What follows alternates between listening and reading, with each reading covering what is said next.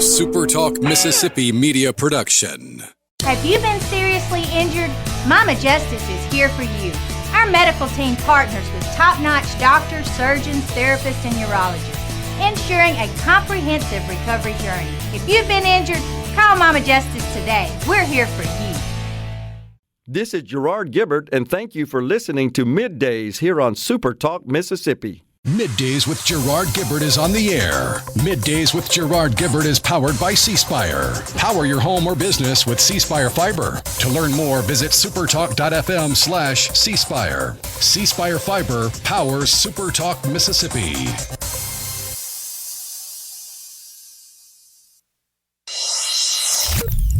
Get ready to go beyond the headlines and join a meaningful conversation with people from around the state. You're listening to MidDays with Gerard Gibert here on SuperTalk Mississippi.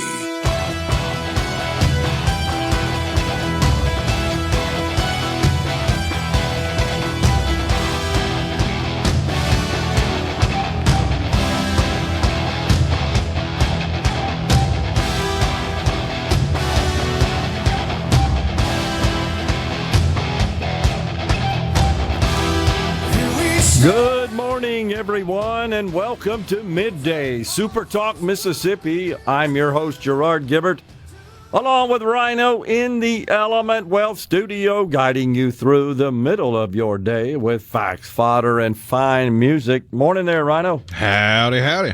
Once again, it is Neshoba County Fair Week, and we're going to be over there tomorrow and Thursday. Of course, it's Mississippi's giant house party. It's back, bigger than ever. We'll be there at Founder Square, MidDays. I'll be there Wednesday and Thursday, mornings with Richard Cross. We'll be at the SuperTalk iconic tents there near the Founder Square on Thursday. One of the biggest events of the year. And then once again, of course, the house band will take the stage at the track at 1 o'clock on Thursday to play some music. Just got the final set list, by the way. After much debate and negotiation and deliberation, we got the final set list just sent to me in the little group text we have for the band members. We're all set, ready to go.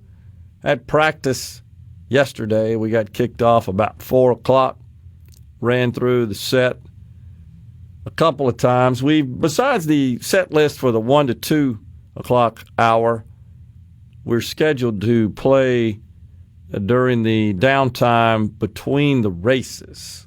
So we got a couple of songs for you at that point as well. So looking forward to that. Going to be a whole bunch of fun. So we got a lot of stuff going on, as seems to be the case. Yesterday I did an interview on Newsmax. Got contacted while sitting in this chair to come on.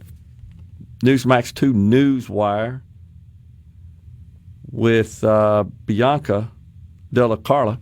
And the subject, Rhino, was about this school board president down there in Florida that upon the death of Hulk Hogan decided to go tweet something stupid.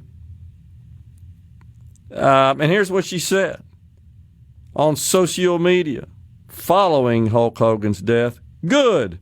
One less MAGA in the world.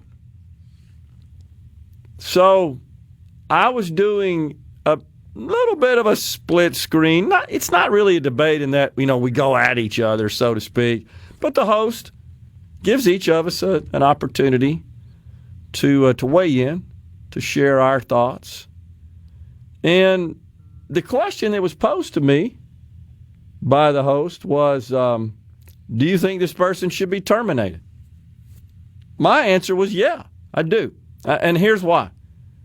We've seen the left attempt, at least, to normalize this sort of behavior. You don't like somebody? You're not happy with such and such? Oh, well, whoever's involved in that, just kill them. just execute them. Or if they happen to die, in this case of natural causes, celebrate it. What kind of sick people are these? Well, considering the only people remaining on the left are weak-willed sycophants, psychopaths, and spoiled brats, it kind of makes sense. It fits, doesn't it? So, no sane people are on the left anymore. It sure seems like it. It's and if you are sane and you're listening and you vote Democrat, why? Man, is I it just don't know. because Orange Man bad and you can't get your butt off your shoulders? I guess what I don't get more than anything is these are people, it's so maddening, the hypocrisy is, that, again, hold themselves up of being so caring, so compassionate, so humane. Oh, we can't allow people to work to earn federal benefits. Oh, the horror. Oh, Hulk Hogan died? Good. I mean, is that sick or what? So, That's what happens when you spend decades of social equity on eliminating shame from your ranks. That's a good point. Yeah, exactly. So this fool down in Florida, by the way, Sarah Rockwell, she has since apologized and deleted the tweet. She doesn't mean it. No. It's not sincere.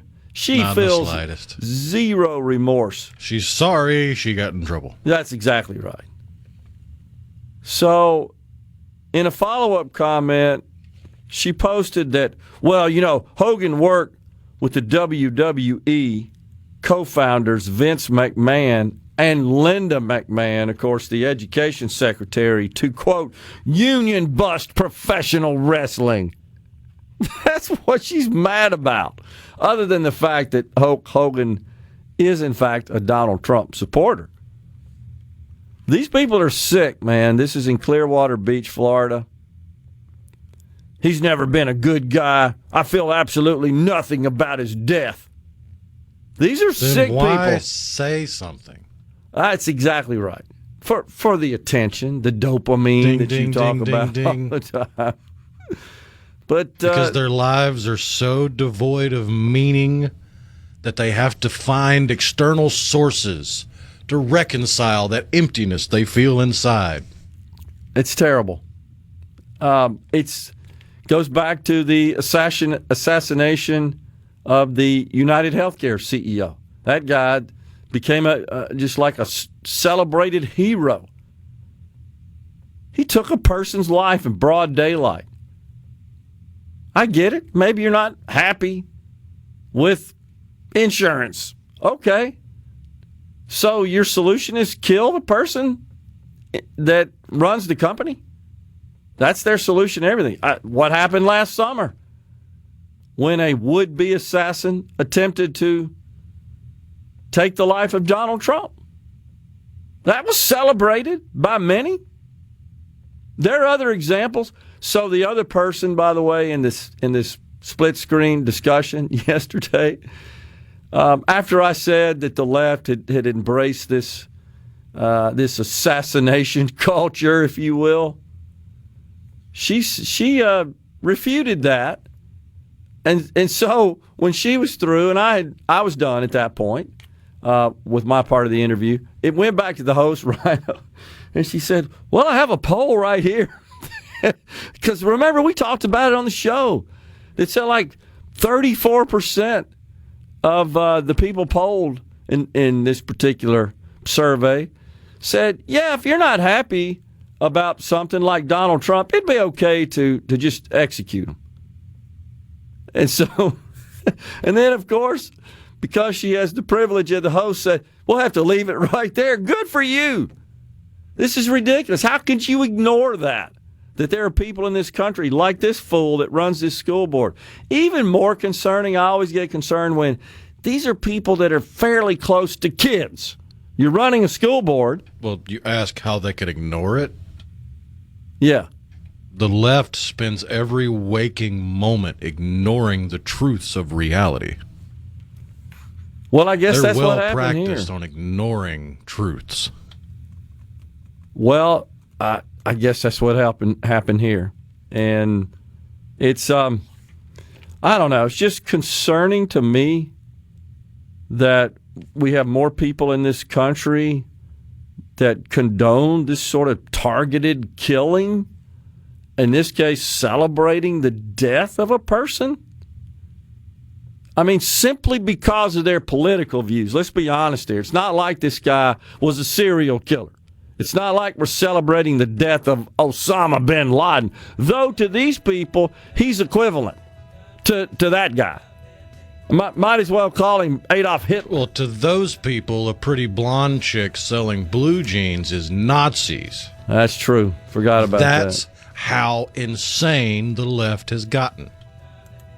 They're off their rocker. They're la lulu crazy people. Well, I don't know what the final outcome's going to be for this school board president, but I stated unequivocally this person should be summarily terminated.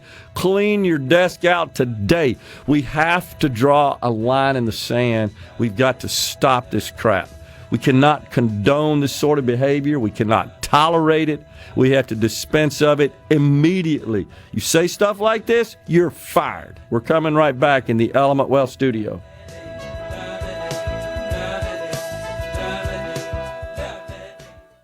At Fillmore Buick G.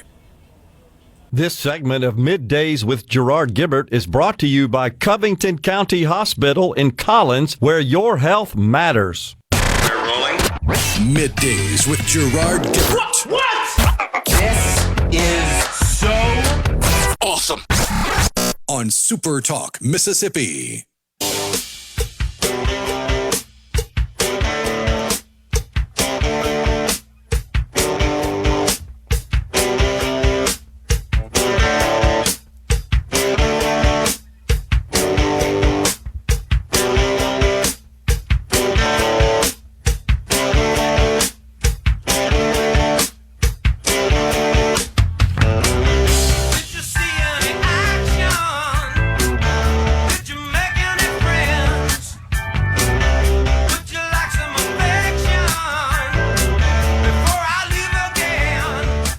Welcome back, everyone. It's Middays from the Element Wealth studio.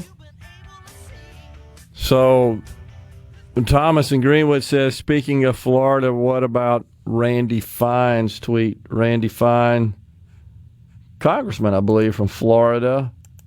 I think it got deleted. Thomas, check it out there. I think that's true. But if it's the one I'm thinking about, I thought I saw it yesterday. He prays for the streets of Gaza to overflow with Palestinian blood. You see that? But I'm unable to find it anymore on Twitter. And it could just be something going on with my particular system. I've had some issues, as you know, lately with Twitter on it. So see what you can find. See what's going on there. Yeah. Crazy stuff, though. I don't know why everybody thinks they got to go out to social media and post dumb things like that, is what I would say. But they do. And I don't know why they think that's the appropriate place to express their dumbness, but they certainly do all the time. Liberals truly think Republicans should die, says CC in Senatobia. That's why they call you a Nazi. Yeah, that's true. That's totally true. Also, totally off the subject on the C Spire text line, but you calling him Rhino, just wanted to mention we lost the greatest second baseman ever yesterday, Rhino Sandberg. We still sure did. Man, sorry to see that. He was really something to watch. Back those teams in those days the Cubs had, I think, were the most fun to watch, no doubt, with Harry Carey. Yeah, I actually got a message from my little brother last night with the memorial photo letting me know that Rhino had passed. Yep. And it hit me because I was named after the guy. Oh, I always had aspirations to one point meet him, but that's not going to happen. Such is life. yeah. But I knew he had been battling cancer. Yep. And then I went looking into the last few days of news and information and tweets and stuff, and there were a couple people that seemed to be close to him that seemed to be signaling it was about time. Yeah. So dang sad, man. I hate cancer. Yeah, I'm with you. I totally agree. Also, Deion Sanders announced that he has urinary. Cancer-free. Cancer-free, but it's been fighting bladder cancer. Yeah. Excuse me, I said urinary. He's had something bladder. like 14 surgeries since he made it to Colorado. That's incredible. That's a lot of surgeries for cancer. I don't know if all of those are to remove tumors. I don't know that all of those were cancer-related, because if you remember, he had to have a couple of toes amputated, and that was due to blood clotting issues. Oh, okay. Gotcha. So he's had some health struggles, but thank the good Lord he's cancer-free. Yeah, but, he kept it pretty quiet. I do remember when it was announced a few years ago about Ryan Sandberg. Yeah, he's been battling a couple of years now. Yeah. And just really never heard anything until here recently, I guess yesterday, when it was announced that he had passed away. Yeah, sorry to see him go, man. Let's see here. Looking at what is happening in Cincinnati, the police chief is now saying that people on social media reposting the video of this vicious attack on a man and a woman are the problem. Oh, my gosh. Yeah, it's something we talked about yesterday. A white couple was beaten and attacked. And it wasn't an old video, no matter what the AI says. Yeah, and that did come up. AI said that because the mainstream media was refusing to talk about it until social media caught fire with it. And that's interesting because that came from Grok. I think it was it actually posted as Grok under the account Grok. That's one thing to remember about any AI, Grok included, they are not up to the minute, up to date with current information. Right. They have an update moment where that was their last updated information moment, and it's not every second.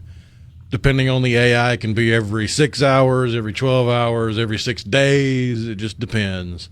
Yeah. So when you ask an AI a question about a current event, you got a very slim chance of it actually knowing what you're talking about and putting it in the proper context. Yeah. And that's the risk, of course, that you got to be careful with.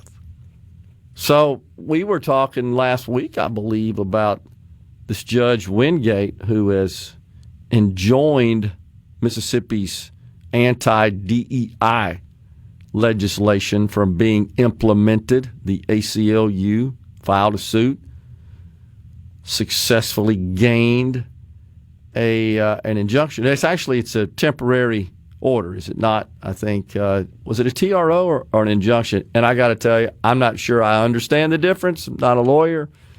But it was something that puts it on hold. Let's put it that way. It's one of those two. Judge Henry Wingate. The ACLU, of course, filed a suit, and there were a number of specific plaintiffs named in the case. But we now have learned that the documents themselves, his order. It's a TRO. It's a temporary restraining order. That's what the difference between a TRO and an injunction is that a TRO is short-term and emergency, while an injunction can be either temporary or permanent, but is often the result of a more extensive legal process. Okay. But they both do the same thing. They stop stuff in their tracks. It's the bottom line. And I think with a TRO, there's some standards that have to be upheld, some conditions, right, that the plaintiff has to prove, the person seeking, the party seeking the TRO. And I don't remember what those were, but it's like irreparable harm seems to come to mind. If you don't do this immediately and it keeps going on, things could happen that we can't go back and fix if we find that this was inappropriate or illegal or so forth. Nonetheless, this guy stepped up and said, no, Mississippi, you can't move forward with the anti-DEI law, which affects education at all levels in Mississippi.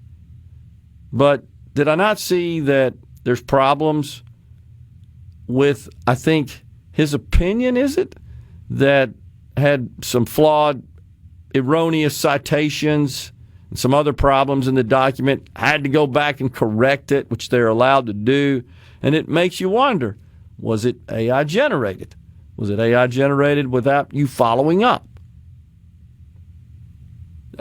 Right? It's a good question to ask, but it's one that'll drive you crazy if it's the question you ask all the time.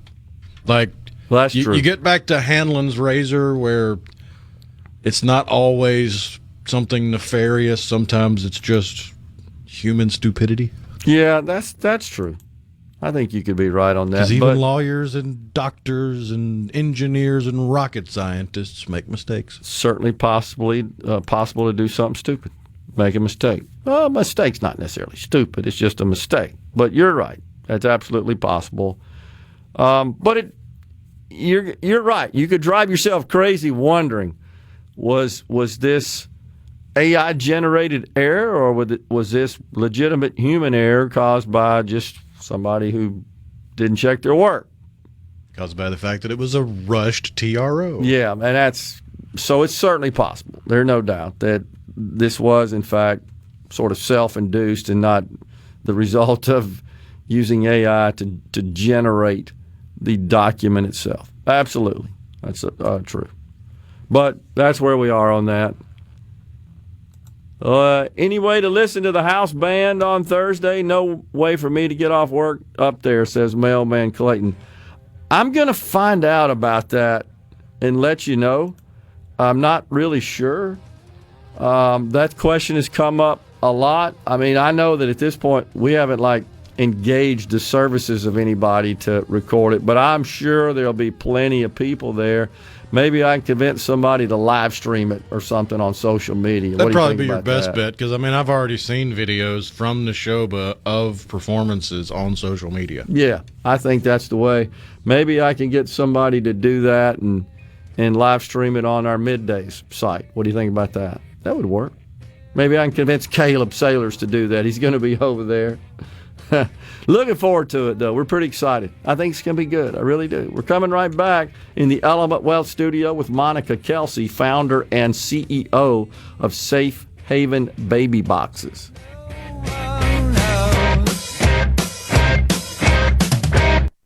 From the Seabrook. Attention, adoring fans. It's time for Middays with Gerard Gibert on SuperTalk, Mississippi. Help! I need somebody. Help! Not just anybody. Help! You know I need someone. Help! When I was younger, so much younger than today, I never needed anybody's help in any way. But now these days are gone, I'm not so self-assured. Now I find I've changed my mind, I'll open up the doors. Welcome back, everyone. It's Middays from the Element Wealth studio. Rhino bumping us in there with a little Fab Four music. Appreciate that, Rhino. Monica Kelsey, founder and CEO of Safe Haven Baby Boxes, is now our guest. Hey, Monica. How's it going?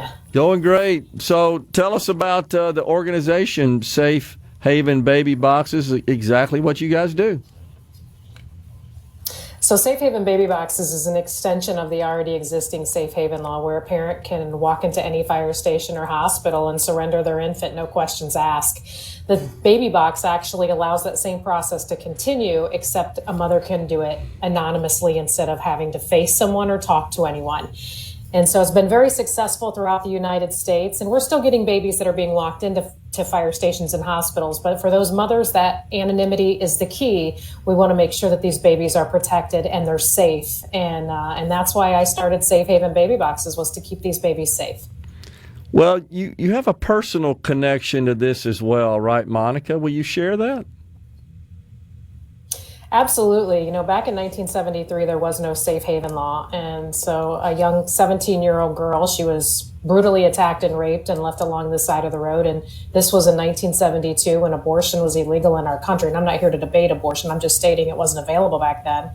And this 17-year-old girl, she pressed charges against this man. He was arrested and he was charged. And if that wasn't the worst of it, when her life was finally getting back to normal, she found out she was pregnant. And she was hidden for the remainder of the pregnancy and then gave birth in April of 1973 and abandoned her child 2 hours after that child was born. And that child was me. So I stand on the front lines of this ministry as one of these kids that wasn't lovingly and safely and legally and anonymously placed in a safe haven baby box by a parent that wanted me. But this is my legacy, and I'm now their voice, and I'll forever walk with these moms as they choose something safe for their child. Wow, incredible story there. So is this something that you thought about for a while before you stepped up and created this organization? No, actually, so prior to, right when I got out of high school, I joined the United States military and spent 8 years in the United States military. And then I joined the fire service when I got out. So I became a firefighter and a medic. And, I was just going through life. And sometimes, Christ puts something in front of you when you need to pay attention. And I was in South Africa and walking into a church there, and I seen in the side of a wall what they called a baby safe. And it was their version of the baby box. And I was so intrigued by this. I was like, what is this and what is it used for? And they said, well, women bring their babies here at night when they don't want them or they can't care for them. And I couldn't get it out of my mind. And I truly believe that was Christ giving me my aha moment that, hey, Monica, I have, for such a time as this, are you needed? And this is what I need you to do. And so I launched at my fire station in April of 2016, the very first baby box in America. It had never been done in American history before. And tomorrow we will bless the 362nd baby box in the nation in the 24th state. So explain like the legal aspect of this for these baby boxes to be installed and located in a state. State law has to permit that. Is that correct? Yes. So every state has the safe haven law, but not every state allows for a safety device to be the recipient of a newborn. And so we have to actually put that in the law. And so we've changed that in 24 states currently, and we've got a little bit farther to go, but I think we're going to get it. Well, including here in Mississippi, right? Yes. We recently launched in Mississippi, I believe the beginning of last year. And we've already had 3 infants in boxes in Mississippi in the last 8 months. So the program is working in Mississippi. We're saving more babies than we're finding abandoned. And that's the key, is these babies being saved. Covington County, Mississippi is where one is located. May of 2024. It was installed, and then the first baby surrendered in a Mississippi baby box occurred at that location, correct? It did about 8 months ago. That baby was placed in the box, and then a couple of weeks ago we had our second baby placed in that very same box. And another baby was actually surrendered in the Mendenhall box, which is not too far there from Collins. Right. And so and it's interesting too, because all 3 babies came through hospital baby boxes, and hospitals are actually the least likely to get babies. In Mississippi, you've gotten 3 in hospitals. Most of the parents that surrender utilize the baby boxes at fire stations versus the hospitals. They're less crowded, Yeah. And so, but Mississippi has had 3. Yeah, I guess you could maybe avoid any public exposure by going to a firehouse as opposed to a hospital, which generally has a lot of people in and out and around the facility. So that's certainly understandable. So what's the process then, Monica? What becomes of these babies once they are surrendered in a baby box? So the baby obviously is given immediate medical care, and then they're placed in the custody of the Department of Child Services into their foster to adopt program. These babies, they don't have parents, and so it's a little bit easier for these babies to be adopted. every baby that has come through our baby box, that obviously the last couple of babies that have come through our baby box are still in the process of being adopted, but every one of them are being adopted. And we've met many of the families that have our babies. And I'll tell you, they're some of the most just blessed people. They're just amazing families for these kids that are, longing for a child, and then they get the call. Yeah. Wow, that's just awesome. So do you expect there to be more adoption of the baby box concept? Might we see more of those installed? You said 300,000 earlier, right? So you went from 0 to 300,000 in a fairly short period of time. We've got 362, so not 300,000. That's a lot of baby boxes. Okay, I'm sorry. We've got 362. I apologize. I apologize for exaggerating a bit. No okay, problem. so that's still a lot, though. 362, 0 to 362. And we have how many Mississippi? Do you know offhand how many Mississippi? Oh gosh, I don't 5, know, 6, maybe. 9? Okay, I thought it was like I don't know. I single digits. I want to say I saw a report of one being installed on the coast. We know about Covington County, McGee, and I know there are a few others across the state. But is this something that seems to be gaining interest and traction? It is. And, I often get asked, what my goal is in 5 years or 10 years. And I don't have a goal. I am not driving this bus. Christ is driving this bus. And wherever he takes me is where I'm going to go. And the road has been bumpy and there's been some stops and we've made some abrupt turns. But when Christ gives you a job, and a purpose, you just follow it. And so that's what we're doing here at Safe Haven Baby Boxes. We're just following his lead. And if one day he says, it's done, Monica, thank you for your service. And then we'll shut these boxes down. And so we don't have goals, but, wherever he takes us is where we're going to go.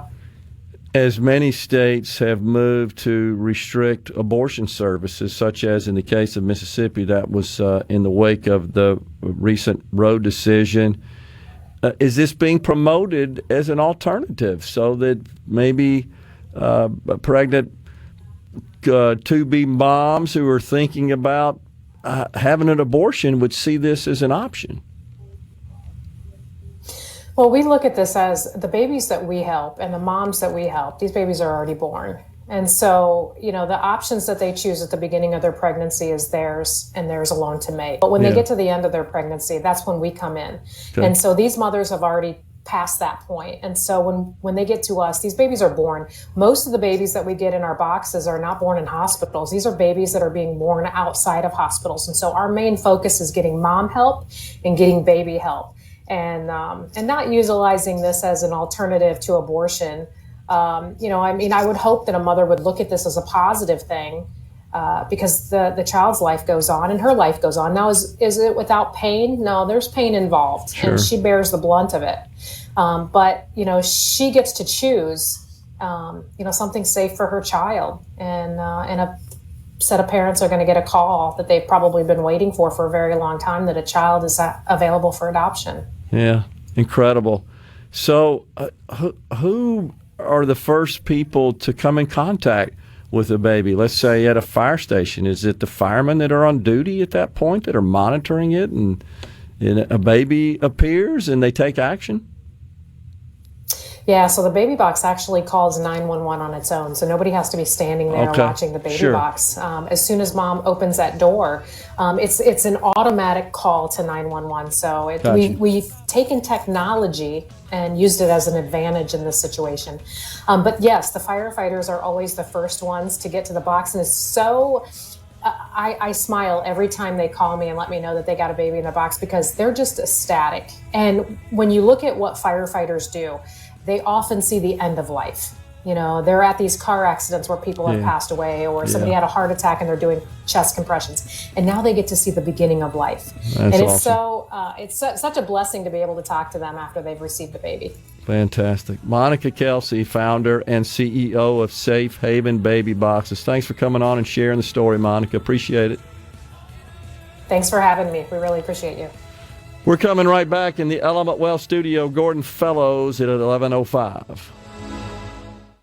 Rogers Deb Show. Come on. Middays with Gerard Gibert All right, we are back. on SuperTalk, Mississippi.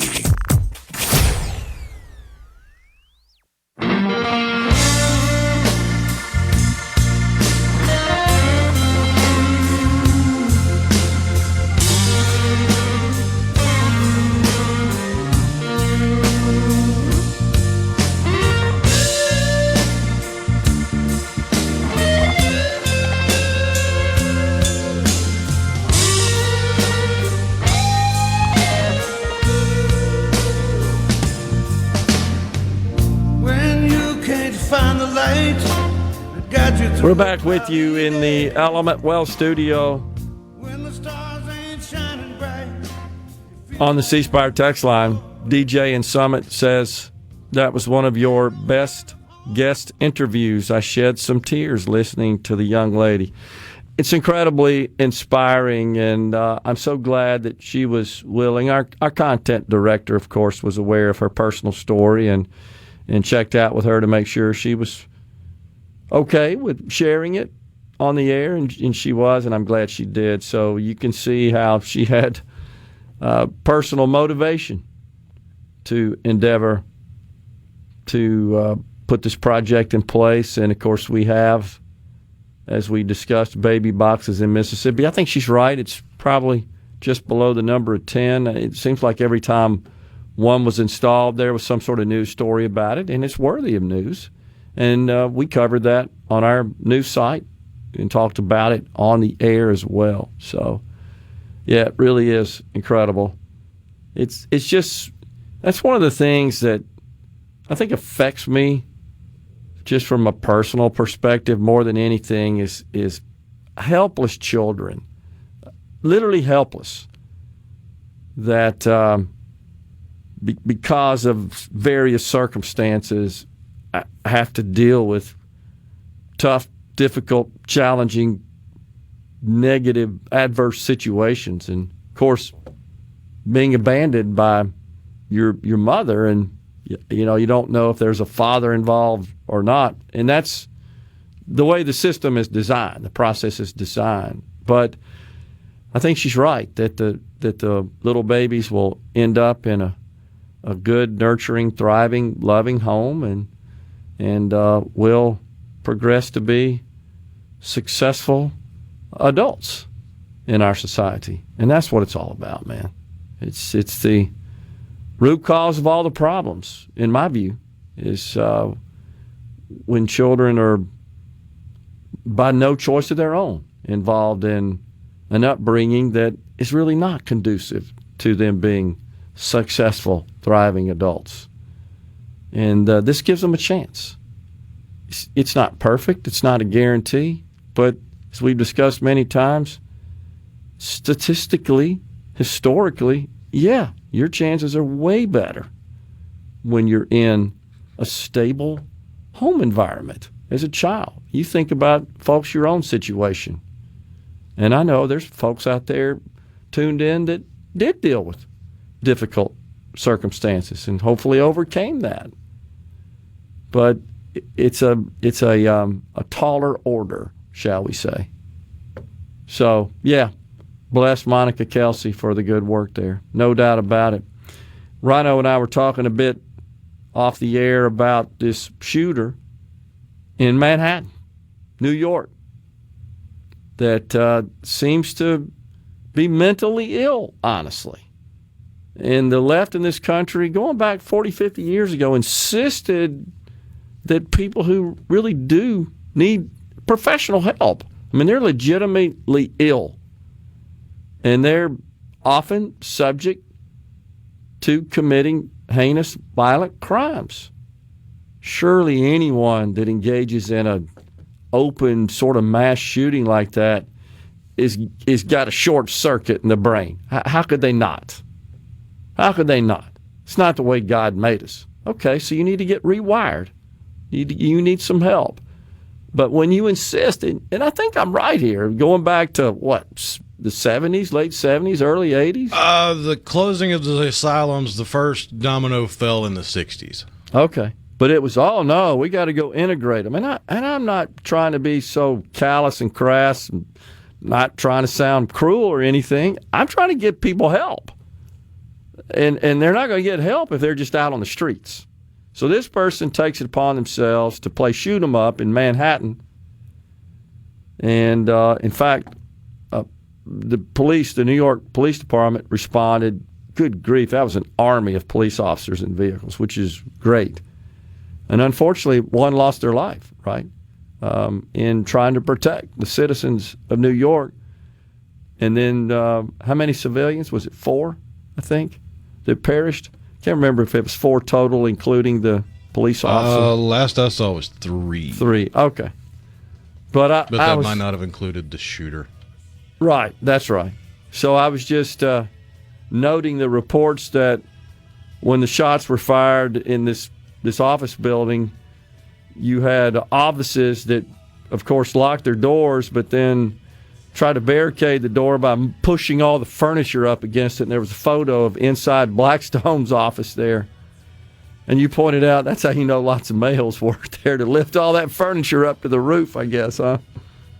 Can you say that? I mean, is that okay to I'm sure somebody with bangs and power glasses and a nose ring that looks like a bull got real red rear after that. Final segment of the first hour in the books. It's time for Fox News Super Talk News. Gordon Fellows with the Bankers Association after the break. Your of Middays with Gerard Gibert is brought to you by the Mississippi Business Journal. Visit msbusinessjournal.com. Scott Coopwood, publisher and president. And now, another hour of the talk that keeps Mississippi talking. Middays with Gerard Gibert. Begin your transition now. Now on Super Talk, Mississippi.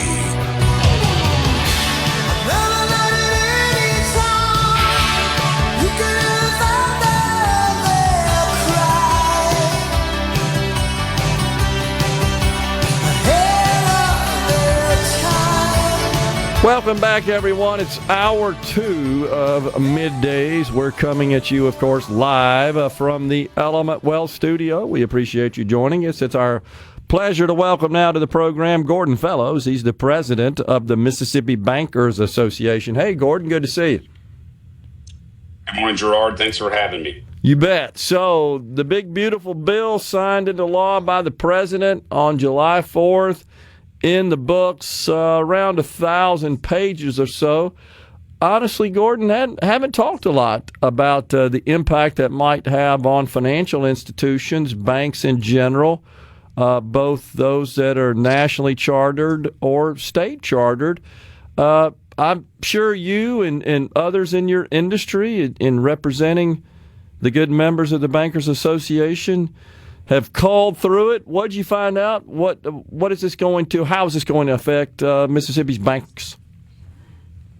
Yeah, well, great question. It is about 1,000 pages long. There are about 12 provisions that ended up making it into the final bill that we kind of advocated for and watched for. The first one that has not gotten a lot of media attention, but I think is really important, is the Consumer Financial Protection Bureau's annual budget was reduced. And this is a kind of a weird piece of policy, but when the Dodd-Frank law set up the CFPB, it exempted the CFPB from congressional appropriation authority. So they're an agency that regulates a whole bunch of things, but is not subject to congressional budgetary review. Instead, the Bureau has always gotten its funding directly from the Federal Reserve, and there was a cap on how much money the Bureau could request from the Federal Reserve each year. And the big, beautiful bill cut that cap in half. So that's an important, I think, oversight and restriction on the Bureau, and something that doesn't get a lot of attention. But this is an agency that has had a pretty deep impact on a lot of people in a lot of negative ways. And so this was an important step. Another, I think, really important piece of the Big Beautiful Bill Act for Mississippi relates to interest taxes paid on interest that farmers pay on ag loans. Traditionally, commercial banks, when they make an ag loan, have had to pay taxes on 100% of the earnings that the bank receives off of those ag loans, which makes the rate higher for farmers, right? The interest rate that farmers have to pay to borrow money. So for a number of years, almost a decade now, we've sort of been saying, hey, it's getting really tough to be a farmer. A lot of small farmers are getting squeezed out of business. You need to give us some new tools to help us reduce the rate that we charge farmers that want to get into the business. And so for new farm loans, under One Big Beautiful Bill Act, a quarter of the interest that the bank earns off of loans made to farmers will be deducted from the bank's taxes, which should mean that for new farmers, new loan originations, they see at least a minimal reduction in the interest rate that the bank charges them. I think that's a really important, very technical, but important win for farmers in Mississippi. And then there are several other sort of important partial programs or not permanent programs that were made permanent. For one, for example, the new market tax credit program.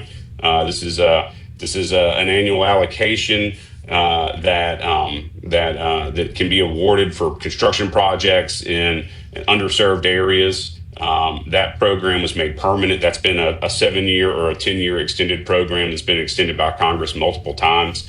The Opportunity Zones program that Senator Tim Scott and President Trump sort of created in the first Trump term, and that's been beneficial to several projects in Mississippi. That program was made permanent. So those are a couple really important economic development tools that help local banks structure deals for new developments that were sort of in question as to whether or not they were going to continue to exist. And so taking away some uncertainty around those programs is really important. And then there are some really technical pieces in there, Gerard, about pass-throughs for sub-S's and EBITDA versus EBIT for certain calculations that would make for really boring radio for us to discuss. But it's the kind of thing that I know you're paying attention to. So there are several really technical and important changes that ultimately will, I think, have a positive impact on a lot of economic development programs around the state. Okay, good. Well, geez, if I'd known we were going to be talking about EBITDA, I'd have worn my hat that's got EBITDA on the top of it, so that I used to play golf, and everybody says, what is that? But I was at a conference this weekend with a guy that had that on his shirt, too, so we'll find the shirt and the hat, and you can wear them both. I love it. That's awesome. Well, sometimes when you're in business, as I was, that's like your life. It's controlled by EBITDA. So, well, I'm glad you pointed out some of those things, because those aren't getting the media attention, as you know, and that's why we wanted to have you on. But one thing I keyed on was with respect to the interest, it's the revenue, right, to the banks from loans they make to agriculture customers. A quarter of that is excluded from their revenue? Is that how that works, or is it just deducted after they include it? It doesn't really matter. I guess it achieves the same outcome.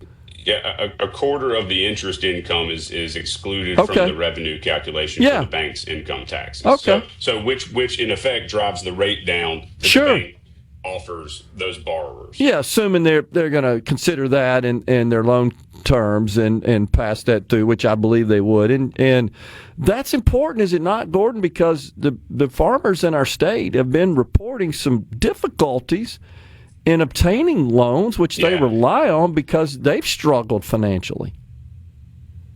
Yeah, so last year when Congress did the big year-end appropriations package, Congressman Kelly and Senator Hyde-Smith were both real champions for farmer support programs that were sort of extended as part of that package. About $10 billion nationally was set aside to assist farmers that were struggling to make profit. And so, for this particular piece of One Big Beautiful Bill Act, this is called ACRE, the Enhancing Credit in Rural Economies Act. And had the ACRE Act fully exempted all interest on commercial bank loans, we sort of calculated that was going to be around a $30 billion national savings for farmers. So 2 to 3 times what Congress appropriated last year. So we didn't get the full exemption. We got a quarter of exemption, which will reduce the rate, a fair amount, but it'll give us an opportunity to continue to have this conversation too, because it wasn't a full exemption. So yes, ultimately the farmers are going to be who benefits from this. It's an important sort of side piece. It certainly didn't get a lot of attention, but an important side development as part of this sort of bigger, broader One Big Beautiful Bill Act package. Okay, and then the other big critical piece, I think, is the Consumer Protection Bureau there. That's something that was created back in the Obama era. That was post the 2008 financial crisis. it always seemed and felt like just gross over-regulation, overreach, way more than was needed, I guess based on what happened in 2008. It's always been my understanding, Gordon, that this was a particular problem and burdensome for community banks specifically. Is that the case, right. And is this going to make it a little easier to be a community bank? Yeah. So the way Dodd-Frank set up the bureau, it gave the bureau direct regulatory oversight of institutions that are $10 billion and over. And so, community banks are generally considered to be smaller than $10 billion. And so there was this sort of idea that they carved out community banks from CFPB oversight through Dodd-Frank. But the reality is sort of that every rule that the CFPB has promulgated has trickled down and had a deeply sort of costly impact on small bank lending. The most burdensome rule that I'm worried about right now is the small business data collection rule. It's called the 1071 rule. It was enacted by Section 1071 of the Dodd-Frank Act, but we've now had I think 4 CFPB directors, and none of them have been able to figure out how to do this in a way that would not cost small business borrowers sort of tremendously, right? And if you think about Mississippi's, more than 95%, I think, of this businesses in Mississippi are small businesses. Yeah. So this rule would have a tremendous impact on the economy in the state of Mississippi. And so we, for over a decade now, said, you got to get this rule right. The statute says you got to do it. But you don't need to create this in a way that constricts credit to small business borrowers. That would be catastrophic for Mississippians. And so the rule has been drafted. It's been litigated. There's been consumer groups that have sued the CFPB. There's been bankers that have sued the CFPB. It's been a real mess. The reason I bring this rule up is because at one point in that first House draft of the One Big Beautiful Bill Act, we got a break. Delayed the rule. We got a break. Can you hang around? Hang around? Yeah. Absolutely. Okay. Mm-hmm. We'll be right back. And now, the talk that keeps Mississippi talking. Now, on to the real part. Dynamite! On SuperTalk, Mississippi.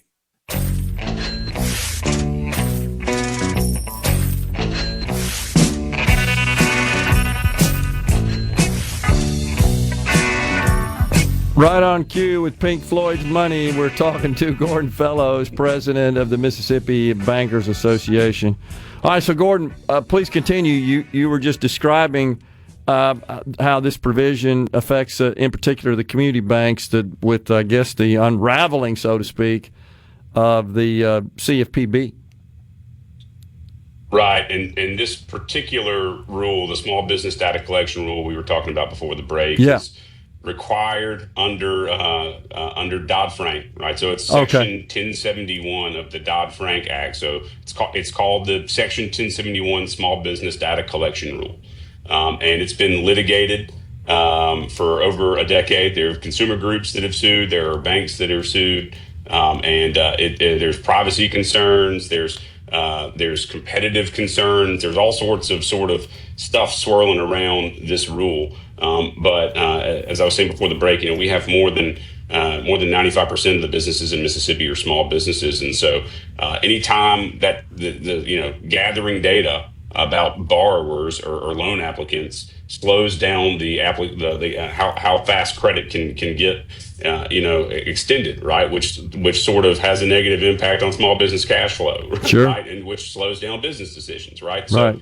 This rule sort of, no matter what, is going to have a constrictive effect on small business credit just by the virtue of changing the timing of how small business lending works alone.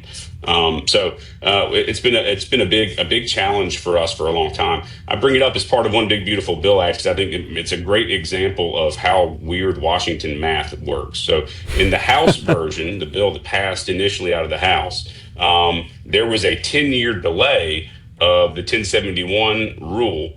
There would have been a statutory delay, and they said I don't know who, I don't know if it was Congress or OMB or who. Somebody determined that 10-year delay would have saved the country about $3 to $4 billion. And then in the House also initially intended to completely zero out the budget of the CFPB. When it got over to the Senate, that zeroing out the budget did not make it through the bird bath. Right. But they allowed for a half reduction in the budget, right? So cut the budget in half for the CFPB. Make the numbers work, essentially. It cleared the bird bath. Yeah, but because they weren't fully eliminating the CFPB, they were only reducing the budget in half. The savings on the rule that would have been recognized if they delayed the rule for 10 years no longer could be acquired because of the budget reduction, which doesn't make any sense to me. So part of the bill that originally made it through the bird bath ended up not making it through the final bird bath because of a change made by the bird bath, which is I think hilarious, but also it's a great example of how confusing the process can be in Washington. So ultimately, the bill ended up reducing the budget of the CFPB, and I think that's going to free up lenders a lot in the short term to sort of feel like they've got some one particular regulatory sort of shackle taken off of them. The other thing that's sort of not part of this bill, but I think is an important part of this discussion is now that we're several months into the new administration, a lot of the financial services appointees are beginning to settle in.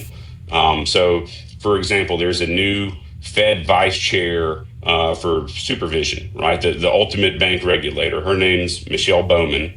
And she's been to Mississippi several times. I think you might have met her last year when you did your remote at Ole Miss for the business school. But she's a Kansan. She was a state regulator at one point. She's worked at a community bank in Kansas that her family is involved with. So you got somebody that is now sort of the top bank regulator in the country that thinks an awful lot like a rural lender in Mississippi. And so just sort of that personnel shift alone is going to be really important. And now that we're several months in, we're beginning to sort of see a coordinated effort within the administration to undo some of the sort of what I would call overly burdensome regulations of the last 4 years.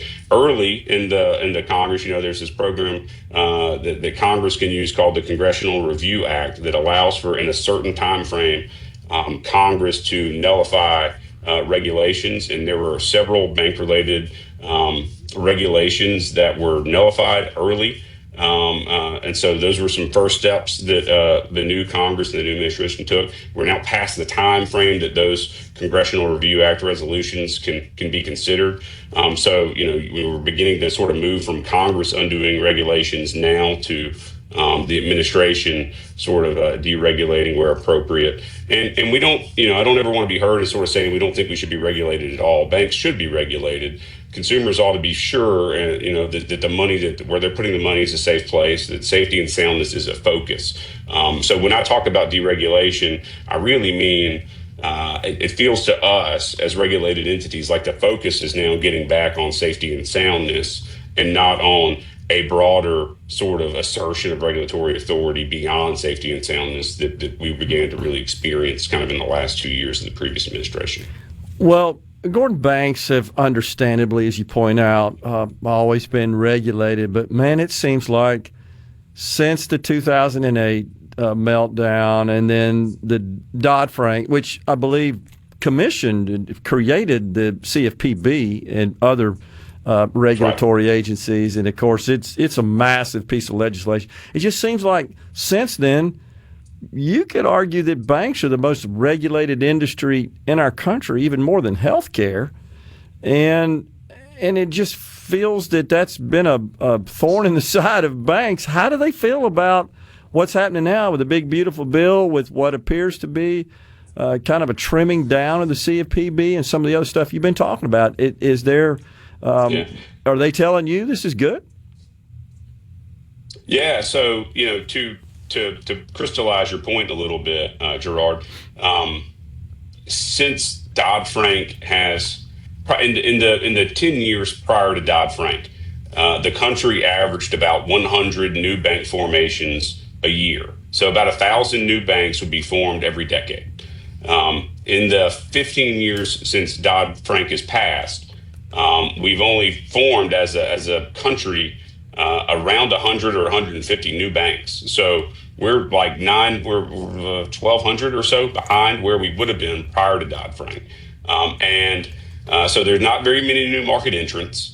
And we've seen significant consolidation. And there's a lot of talk about rural healthcare consolidation, but there's just as much rural banking consolidation. Yeah. Right? When I started working for the NBA in 2012, we had about 89, somewhere between 80 and 89 banks headquartered in the state.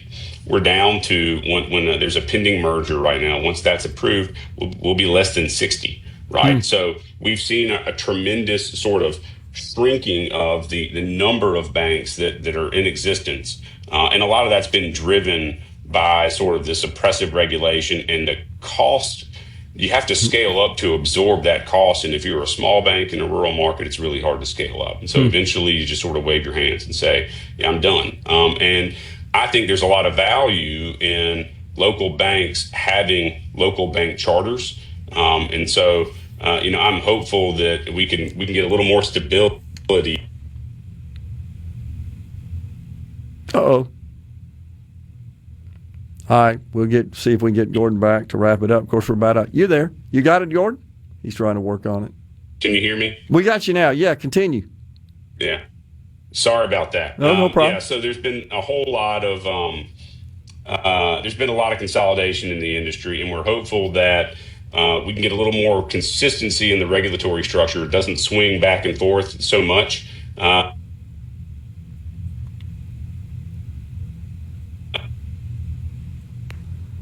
Probably getting a call. Yeah, that may be interfering with his bandwidth there. That's what I'm thinking. So, okay. Well, really appreciate, of course, Gordon for coming on.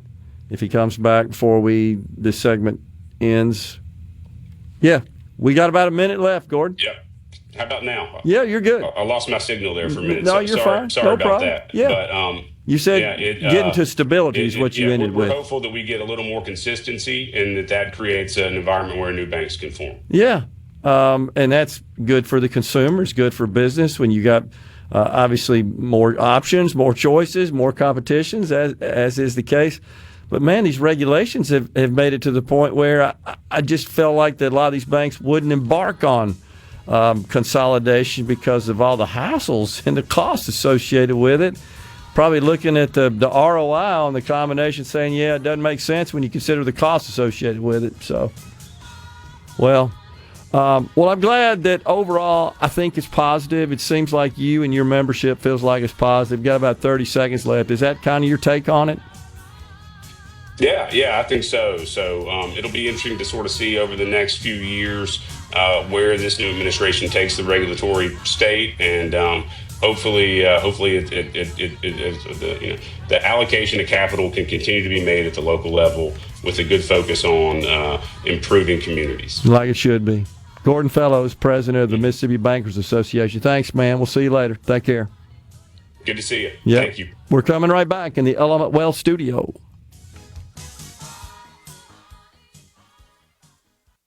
From the Seabrook Paint. Middays with Gerard Gibert. It is on SuperTalk, Mississippi.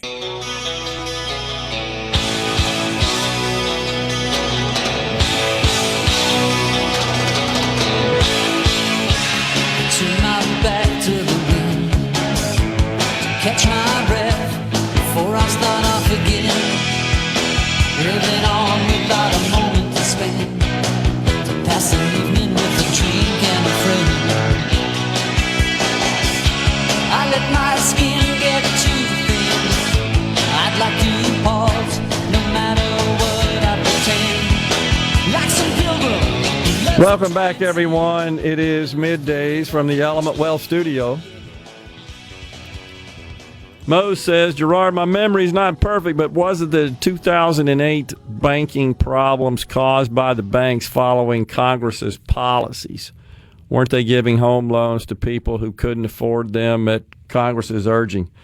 Yeah, that's actually true, Mose. That was one of the factors. I mean, in the post-banking meltdown analysis, there have been gobs of research done on that, white papers and reports produced on what the root causes were. There's a lot of performative finger pointing. Yeah, that's exactly right. I don't know that you could point to one specific thing, but it is absolutely true that issuing what are called subprime mortgages by banks is considered to be one of the major factors that contributed to the crash.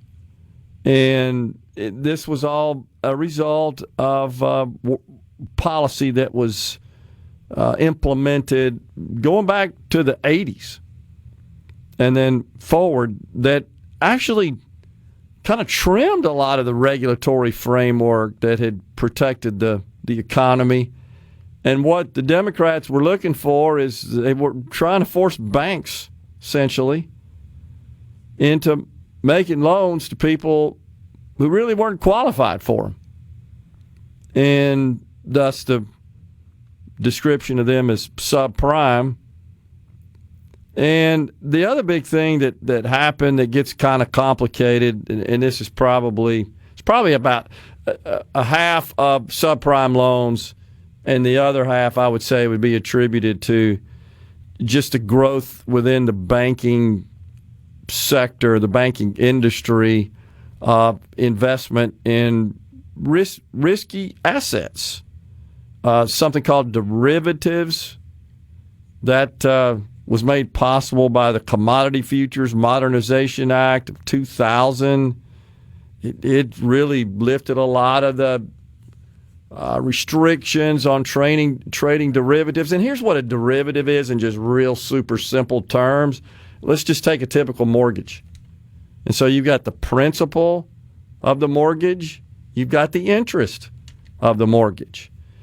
And when banks sometimes sell mortgages, they'll package up several of them into like one sales transaction. Hey, Bank A, I'm going to sell this list of mortgages to Bank B, except it's not quite that simple.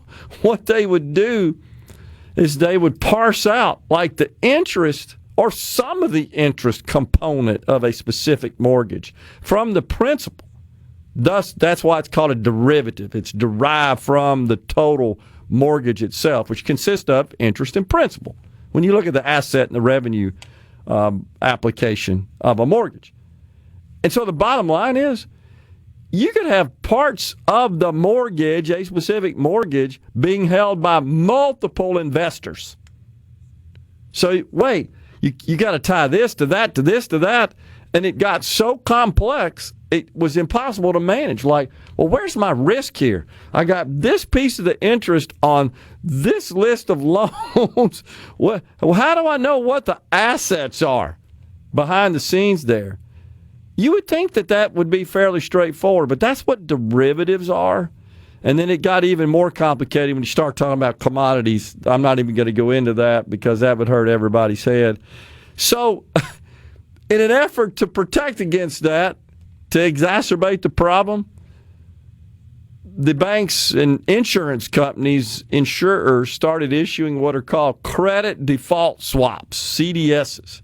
And all that really means is, okay, I own this mortgage, for example, but I'm concerned about it, and just to alleviate that concern, I'm going to insure with a third party. If there's a default on this loan, if the homeowner, the debtor, just discontinues making payments on it, defaults, I'm going to go cash in, file a claim on my insurance. And what would happen is the insurer would buy the mortgage, and they would then own it. You see how dicey and complicated and convoluted that gets, to the point where stuff's just traveling. Wasn't that the focus of the movie The Big Short? Yes. Credit default swaps, mortgage-backed securities, MBS, CDS, you hear those terms a lot. That's really all that means, is that you're kind of separating, if you will, the actual asset itself. In the case of a mortgage, the paper, of course, the mortgage and the loan is an asset, but should be a house out there somewhere associated with it. But when you start separating the pieces of the mortgage out, and then you insure against default, and then the party that sold the credit default swap ends up with the actual, through default, the asset, cashing in on the insurance, having to pay a claim on the insurance. It's just crazy. So ultimately, all that built up, and we had a meltdown. Buffett, by the way, Warren Buffett, he famously called this whole derivatives concept I'm talking about, he called it the weapons of mass financial destruction. That's a long time ago when this whole idea of derivatives started taking hold. But it's not like what you think. Like, I go take out a mortgage and the bank's got my loan and that bank's got my loan and I owe them the interest on the loan and I owe them the principal. And by the way, if I don't pay it, they come get the house. Yeah, that's the straightforward, typical aspect. But when they start selling those securities all over the place and then insuring against the default and then breaking them into this portion of the interest and that portion and this portion, you'd have to assemble 5 banks to get back to the original mortgage. And all that just added up for a bunch of risky investing, on top of the fact that many of these loans were subprime. So that all of that just adds up, and you're fueling the fire. And like Warren Buffett said, weapons of financial mass destruction. I remember that when that was first published a long time ago.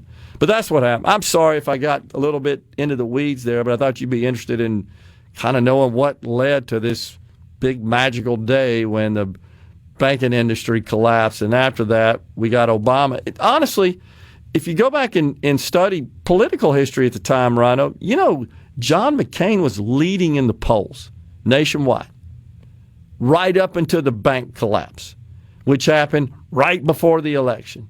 And when that happened, because Bush was in office and Republicans, I can't remember if they had both chambers or one, but sentiment turned mainly because the president was a Republican. And we had this bank meltdown while a Republican was in office. And sentiment turned, and ultimately that swept Barack Obama into office. I'm not sure John McCain would have been a great president, honestly. I think he would have been better than Obama. And, of course, his running mate, Sarah Palin. You betcha. Yeah. Wasn't a great pair. But so Obama gets in, and it wasn't shortly after. The first thing he got going was the American Rescue. No, that was by, what was it called? The American Recovery and Reinvestment Act. I knew it was similar, ARRA. And you'd see the signs out there said, yeah, this road construction's funded by the ARRA. But remember, not long after that. No, there's no government waste. Oh, yeah, it was ridiculous. We got to put up signs so that you know we did it. And just for comparison purposes, that was $857 billion. That sounds like petty cash today, doesn't it? When you consider that the American Rescue Plan passed under Biden, $1.8 trillion. This was $857 billion. And same deal, a lot of that money just went out to the states for road construction. Remember, the buzzword was shovel-ready projects. I'm trying to imitate Obama there. And it was, remember, he had a famous interview on late night television where Jeffrey Immelt, I remember this distinctly, I want to say it was Jay Leno, was the other guest. Immelt, by the way, was the CEO of General Electric. And I remember when Obama said, yeah, it turns out the shovel-ready projects really weren't all that shovel-ready. Remember? Because okay, well, where's all that money going? And you see the signs and not much beyond that. And he finally did acknowledge that was kind of a boondoggle. It went to the same place all the money for the EV chargers went. That's right. But that's what he did. And then the other big piece of legislation that came shortly after that was Dodd-Frank. And that's, by the way, named after Barney Frank, the representative from Massachusetts, and the senator from Connecticut, Christopher Dodd. They combined on this legislation, and it was a sweeping overhaul of regulations in the financial industry that just about killed off the dang banks, to be honest with you. We're coming right back. Stay with us.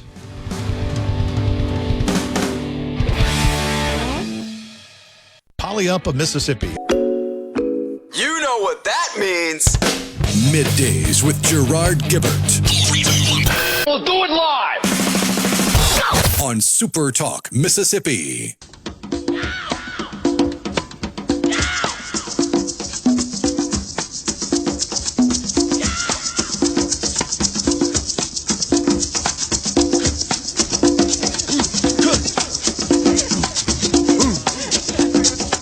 Please allow me to introduce myself. I'm a man of wealth and taste. I've been around for a long, long year. Stole many a man's soul and faith. Welcome back, everyone. It's Middays, Super Talk, Mississippi. Barton Columbus reminds, don't forget they were packaged and sold to municipal retirement funds across the world. Yeah, I mean, it was considered, it's a good point, considered a good investment. Had an opportunity to buy some mortgage securities, and you thought that those were safe. The interest is going to be typically higher than interest you could get from a typical Treasury bond or note, because it's going to be some sort of margin between what banks pay for money and what they sell it for. And but I guess at that point, though, everybody felt these were safe instruments, and that regulations were in place to protect against crazy stuff. But it's because the government, wanted everybody to own a house. Hey, banks, get out there and loan to people, even though they really aren't qualified and can't afford it. And that's how we ended up with all these subprime mortgages. And then, of course, the economy started to decline a bit, and we had unemployment, which is a big reason why you can't pay your mortgage. We had certainly higher unemployment, higher then than we do today, and just all that combined together to cause a problem for the owners of mortgages or the those who receive those loans. And that caused a big old problem, and it just all built up to the point where it crashed the market. Yeah, it wasn't a good deal, but it's weird to think about the fact that John McCain was in the lead right up until about a month before the election, and that the meltdown event itself, again, was considered a huge tarnish on the Republican Party because the Republican president was in office when it occurred, and I think it drove a lot of people to the Obama camp. He gets elected. First thing he does is gets the legislation passed for shovel-ready jobs, the American Recovery and Reinvestment Act, which was a boondoggle, and then Dodd-Frank, the big bank regulation bill, massive, really just upended the entire banking and financial industry. Creation of Liz Warren's favorite agency, the Consumer Financial Protection Bureau, with a whole bunch of bureaucrats running around doing little to nothing, honestly, which maybe is a fairly accurate description of a lot of the federal government. So that happened, and then he spent all of his remaining political capital, did Barack Obama, in his first 2 years when he had control, because they had huge majorities in the House and in the Senate, had a supermajority the last time we had that, right up until the point that Ted Kennedy died, and that was in, I believe, December 2009. But, of course, his priority, premier legislation was what is now known as Obamacare, health care reform. He ran on that. I mean, that was like the top issue on his list of policy priorities. But that was before we had the bank meltdown. And when that happened, they had to attend to that. And that's why we got the stimulus bill of the day, the American Recovery and Rescue Plan Act, I think it was called. And then Dodd-Frank had to regulate the banks. And then they started working on health care. That passed in 2010, passed in March of 2010. That was not popular in many circles, of course. And then in the midterms in 2010, the Republicans regained control of the House in what Barack Obama described as a shellacking, is his word. I don't remember how many seats flipped, but I think it may be the most in history at a midterm. It was a massive amount. They had a huge majority, as I recall, but a bunch of seats flipped, giving Republicans the majority. And honestly, at that point, what do you see there? You looked that up. It was a bunch. But at that point, if you want to be fair and honest, objective about it, 23. Okay, well that's a lot when you think about it, because wait, that was just in the House. That's just in the House, yeah. And in the Senate, 8 in the Senate. They lost their that you just most since Reagan in 80. Makes sense. But at that point, the Obama agenda on ice. The next 6 years, he got nothing done legislatively, literally, because he was locked up. Didn't have the support he needed from Democrats because they didn't have control of those houses. Time for Fox News, Super Talk News, coming right back.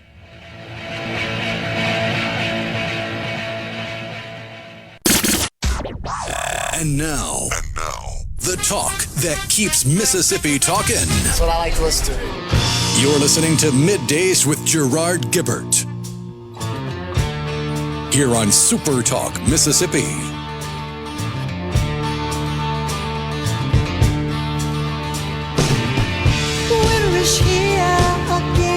Welcome back, everyone.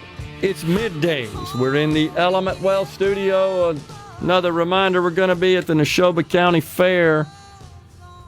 Middays will be there tomorrow and Thursday. And Mornings with Richard Cross will be at the fair under the Super Talk tent near Founder Square on Thursday. So looking forward to that. And then on the stage to play some music, I think we're going to try to get it live streamed. We're going to create a social media site. I'll let you guys know about that for the house band. And I think I've about got Caleb Sailors talked into setting up a tripod there and recording us while we're playing. Looking forward to that. Going to be fun. Hopefully the rain will hold off. It might be nice to cool it off, but we could do without the red mud, certainly, while we're over there. All right, so it was 63 seats, right? You and I both did some research. Yeah, I clicked on the wrong link on the UC Santa Barbara stat site that I was using. Okay. Well, it was a shellacking, as Barack Obama called it, and that was the biggest since the 2006 elections, is what it says. So 2006 would have been when W was in office, right? And, of course, normally at the midterms. Yeah, in 2006, Democrats gained 31. Okay. In the House and 6 in the Senate. But the 2010 midterm, Republicans gained twice the number, right? More than twice, that Democrats did in 2006. Of course, again, normally the party opposite the party of the president in office during the midterm typically does prevail, usually shifts control of the chamber, and that's what happens normally. But normally, but not in to this normal degree. Circumstances, the major opposing political party doesn't see themselves staring at a sub 20% approval rating. Lowest ever, I believe, right? For the Democrats, they're not doing too well. I think they keep doubling down on crazy, stupid stuff. They're rudderless. I mean, who would you point to today and say, oh, yeah, that's kind of the de facto spokesperson, leader for the party? Gavin Newsom. Well, that's terrible. Yeah. That's the best thing to do. Speaking of which, Pete Buttigieg close behind. And that's who I was going to talk about. There's a new report indicating that he was selecting sites so hell-bent, so committed, consumed with this climate change garbage, that he was selecting sites, working with leaders at the state and local level to install windmills in places they shouldn't be. You've seen this, right? It just further evidence that he's just an ideologue. He doesn't care. He also spent half the DOT's budget on DEI crap. A ton of money. Sure did.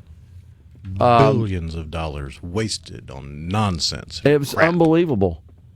He, of course, once again, completely obsessed with it, consumed, just a zealot, as so many of them were, of DEI and climate change.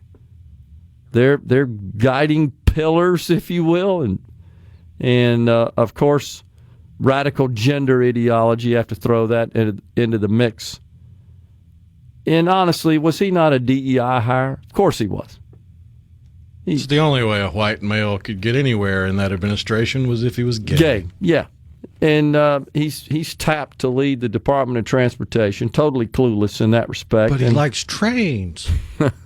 And was more interested in installing windmills and I don't remember the specifics in the couple of reports I read, but just picking crazy places to install windmills where they just didn't make sense to install. And the president yesterday said, I have concerns about windmills. They're killing birds. And he's right. They are.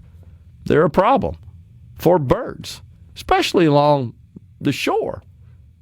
Yeah, they're bad for birds anywhere you put them. Along the shore, the vibrations drive the whales crazy and cause them to beach themselves. So dumb. But the party of inclusivity and Mother Earth needs your help doesn't seem to give a rat's rear end about the birds that lose their wings to windmills or the beached whales caused by the vibration of the windmills. Because they don't really care about the environment and Mother Earth. That's so true. They just care about gaining political power. Unbelievable. Totally true. Thomas has sent a book in this morning. I'll be back in about a week after I read the texts from the day. What are you saying, Thomas? Good grief. Larry and Mize, what are the odds Barack will be arrested? I don't think very high. I think the president has even said that, that immunity ruling I got is going to end up salvaging Barack Obama. It does seem like he was heavily involved in what you could call a coup. Certainly an effort to disrupt a presidency at a minimum, we could call it that, right? Interfere and obstruct at a minimum. But I think it goes beyond that. I think there's more to be learned about that. Number one on my list of people that should be in shackles and an orange jumpsuit is Peter Strzok. Man. Who has now deleted all of his social media presence. What a tool that guy is. Oh, yeah. Worthless waste of oxygen. Robert and Brandon says, have you noticed that since we've spent more time and resources to help the mentally ill, we've created more mentally unhealthy people? Yeah, and I'm not sure that's what the cause of it is. I just think it's been a problem. Well, it's a lot harder to vote Democrat if you're locked up in the crazy place. And this push to integrate and assimilate, again, I don't want to sound cruel or harsh or crass or uncaring, uncompassionate, but I don't think that was the proper approach. I think society's paid the price for that, is what I believe, to a great extent. And I want to see people get help and get on track. Is that why we have the police version of Nurse Ratched in charge of every major metropolitan police force? You were talking about that at the break, and I hadn't thought about it, but it sure does seem like every time there's the person who goes to the podium to speak about some incident in a city, and it's usually the chief of police. Or the commissioner. Yeah, the commissioner, right. It does seem like it's a Nurse Ratched, of course, from One Flew Over the Cuckoo's Nest. While we're talking about that, it does seem like it's a Nurse Ratched clone, doesn't it? Just an angry, embittered woman with that crooked kind of smile. Oh man, what a great movie that was. That would be an example of why maybe we made a mistake when we started shutting down all the asylums. Oh man, and they're all haunted too. Supposedly, yeah. One of the locations, the venues that. What's the name of the show my wife loves to watch it? The two guys that run around trying to. Oh, there's like 20 of them now. Ghost Hunters was probably maybe the first. Maybe that's it, yeah. And they've got all the electronic, surveillance equipment. And I always laugh because my wife's watching it, and they'll have something that comes across the speaker of the equipment, and it's like totally incoherent. Dude, you hear that? Like, what? He said, "Get out of here." How'd you get that out? Because they want to believe. Exactly right.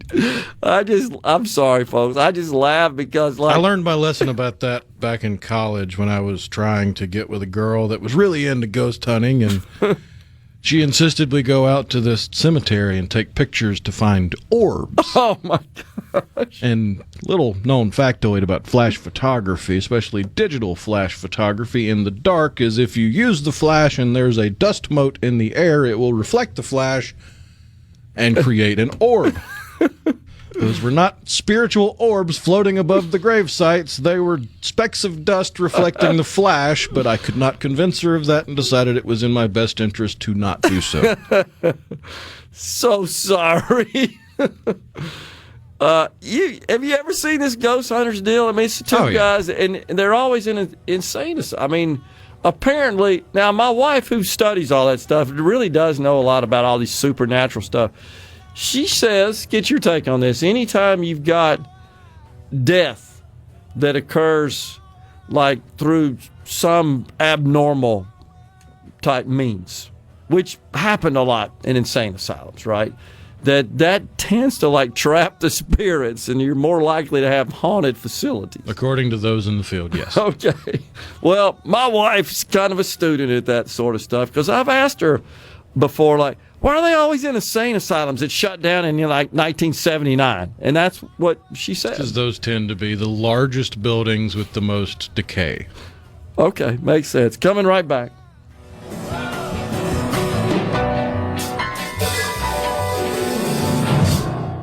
Patriotism. It's so awesome! Middays with Gerard Gibert. Come on, let's get on with the show! On SuperTalk, Mississippi.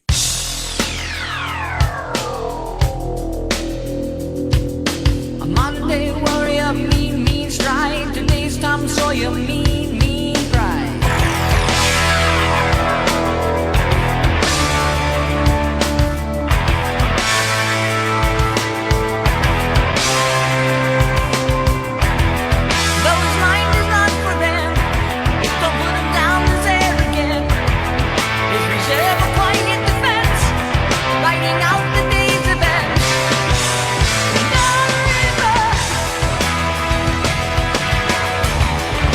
Of course, every aspiring drummer wants to cover that one.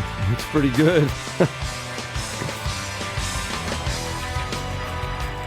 D from Tupelo says, my wife thinks like your wife does. Mine is convinced we all live in separate realities. Hard to explain. Most times I roll my eyes, but sometimes it aligns right. Yeah, I don't know how much Julie subscribes. She does believe in supernatural stuff. She just believes there are things we can't explain. And so she's... that's a valid starting point. Yeah. Now, because there are things we don't understand. And I believe that. Like the human brain. We got a pretty good idea, but we don't know exactly how it works. Still don't know how it works. I completely agree. But this show, and she's read a bunch of books on this, and I'm not talking about just the crazy stuff, but from people who, as you talk about, have made that a science of study for them. And in the case of the ghost hunters, of course, that's about entertainment. I do think they're kind of legitimate. I just question sometimes when I hear these noises come across those machines, like, how do they get that out of the just incomprehensible sound coming out? Well, they're applying science to their questions, but a lot of times their scientific rigor falls short. Okay. But it makes a television show. Oh, yeah. And there wouldn't be 20 different versions of it if it wasn't popular. Yeah, I hear you. And I would argue that that's a better, obsession's too strong a word, but a better interest as far as psychologically than the seemingly widespread interest in true crime.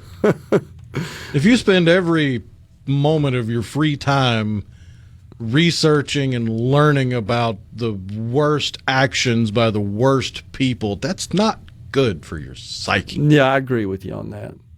The Godfather on the C Spire text line says, Gerard, ask Miss Gerard, what do I need to do to hang around and haunt a bunch of folks? I got some people I need to do this to. So I'll share this kind of personal story related to this. I have a company come out every now and then and clean the windows in my house. Professional window cleaner guys, really good at it, much better than I can do it. And so we have an attic in my house that's full size, accessible over the garage. And when I built the house, it was originally planned that we'd add a bedroom and some other rooms up there. Just never finished it, but built it so that it extends all the way up to have a full ceiling. And there's windows placed where we thought we'd have rooms. And so I had him clean up there. And, man, he come running out of there one day. And then we got stuff stored up there now like you would in your attic, you know. He came running out and came down the stairs and said that he heard voices. You know what I mean? This is not a crazy person now. This is a legitimate person. And what would not return to that room in my house. And I get it. Now, my daughter claims that my brother, okay, who she never met. My brother passed away in 1976. He was 27.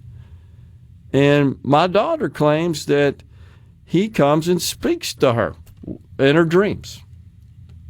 Now, how do you refute or dispute that? You know, I don't know that you can. Well, you can't really refute dreams. I mean, right. Dreams are another one of those things that we understand most of the mechanism, but we don't fully understand their purpose or their origination as far as why you dream what you dream.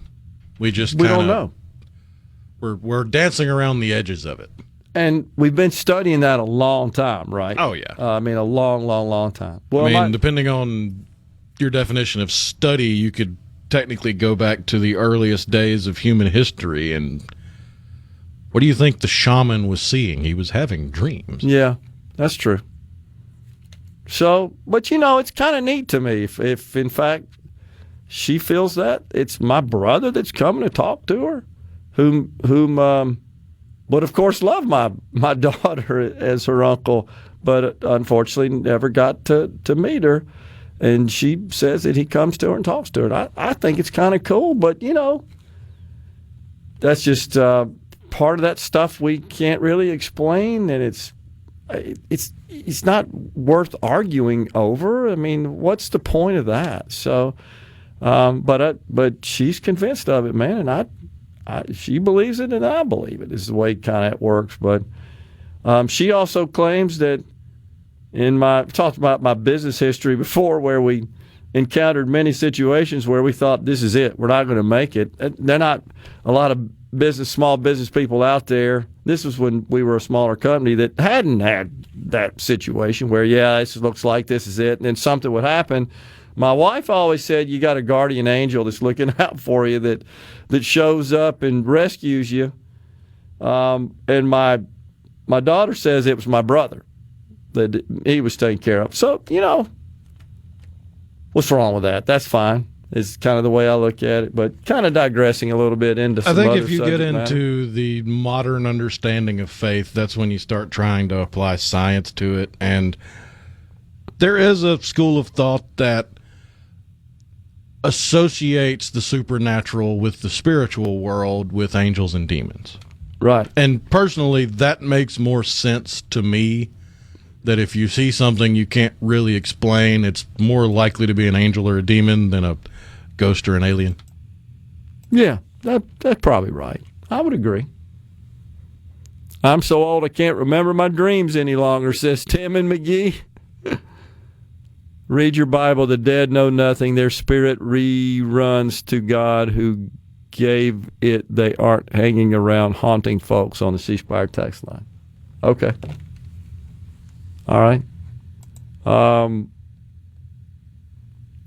Mergeneer, did you hear that? It just said William Shakespeare eats goats. Oh, wow, says Easy instead of Toby. That's about the way it is. I agree. Y'all need to check out Coast to Coast. Laugh out loud. I have a friend in Little Rock who has ghost hunting business. He goes all over to old hotels and houses. People come from all over the country. He will have 100 to 200 people at an event. Wow. And that's what I was saying during the break about the haunted insane asylums. The reason they're usually considered haunted is because they usually fall into disrepair and decay more than other large buildings, simply because they're a little harder to repurpose. Like, for example, if you had an insane asylum and a big warehouse that both went under in the same year 50 years ago, the likelihood of that warehouse being bought out by someone and repurposed and reused, either as a warehouse or whatever, is a lot higher than that insane asylum. Yeah. Just not a whole lot of use cases for an old insane asylum, other than like maybe a hospital. Yeah, I think that's right. Again, so because we have this societal belief that decay and disrepair equals haunting, that's why you get that stereotype. And as you rightly point out, anytime they're in an insane asylum, that's going to be the venue for the evening where they're going to camp out, set up all their equipment, and see if they can encounter some of these spirits, as they call them. You're right. When they tour it, and you see that on the show on video, it looks like the way it did 50 years ago. I'm like, nothing's been disturbed or changed or cleaned up. The walls, a lot of them are plaster because they were built back in the 30s, 40s. This is the way we built buildings back then. They're crumbling and stuff. But it's amazing. All the medical equipment, it's just still there, right? Just kind of pushed around, disheveled. Well, the big stuff, because it couldn't be stolen and sold. I guess so. But it's just, and they're all over the country. I mean, we built a bunch of them out, then in a short period of time, closed them all down, or a good number of them down. That's why we end up with all that stuff. So, let's see. You need to watch the series Rescue Me. Well, like you said, I guess there are a bunch of them. I don't know anything about this, by the way. Rescue Me, that was FX. It was Dennis Leary. He was a firefighter, and he had visions. I don't remember watching all of it, but I remember him having visions. Yeah. I'm not familiar with it, but I only know this one, Ghost Hunters, because it's on in my house every now and then whenever it comes on. Kind of interesting. I think I enjoy just seeing them tour around the country and finding these old institutions that are just, it's just amazing how they're just all abandoned, but they're still standing. Like you said, they haven't been repurposed, renovated, remodeled. They're just exactly like they were when they just closed shop up a long time ago, decades ago. Interesting stuff. Well, we're taking a break right now. Coming right back, we've got half an hour remaining of Middays from the Element Wealth Studio.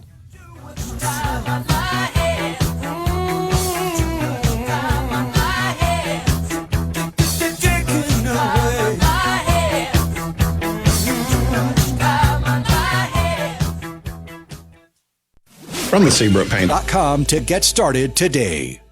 Gerard Gibert. Here we go. This is huge. Huge news. Huge news. Huge. You need to listen to this. Middays with Gerard. SuperTalk, Mississippi.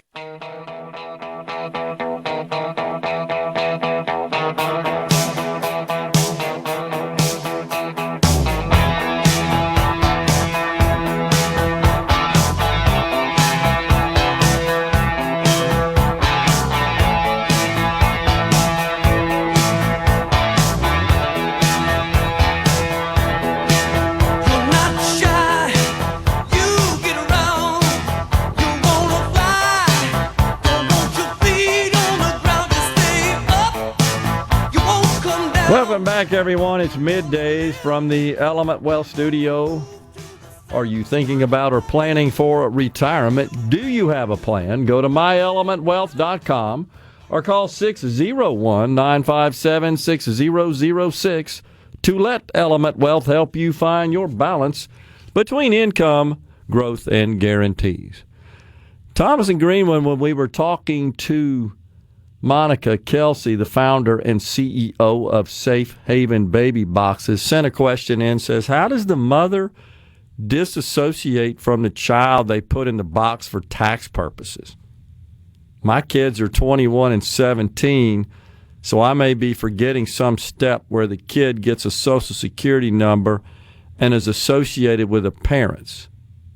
If I didn't claim them as a dependent, wouldn't that raise a flag and result in a welfare check at some point? Only you would think of something like that, Thomas, but it makes no sense whatsoever. So typically what happens when a child is born in a hospital, as part of the hospital paperwork you complete, there's a simple little form that they include. It's a standard procedure in a hospital to get that process going, and not too long after that, Social Security number is issued and a card shows up in the mail. But in the case that I believe Monica described here, most of these babies are not born in a hospital, right, is what she said to us. So in that case, there would have not been any Social Security number applied for. I wouldn't think. I don't know that for sure, but I'm going to go out on a limb here, Rhino, and say a mother that or set of parents that are surrendering their baby probably didn't go through the process of applying for a Social Security number for the child, the newborn, online, which you can do if one is not done through the hospital, which, again, is the standard procedure now. That's why you really don't have to do anything. It just shows up.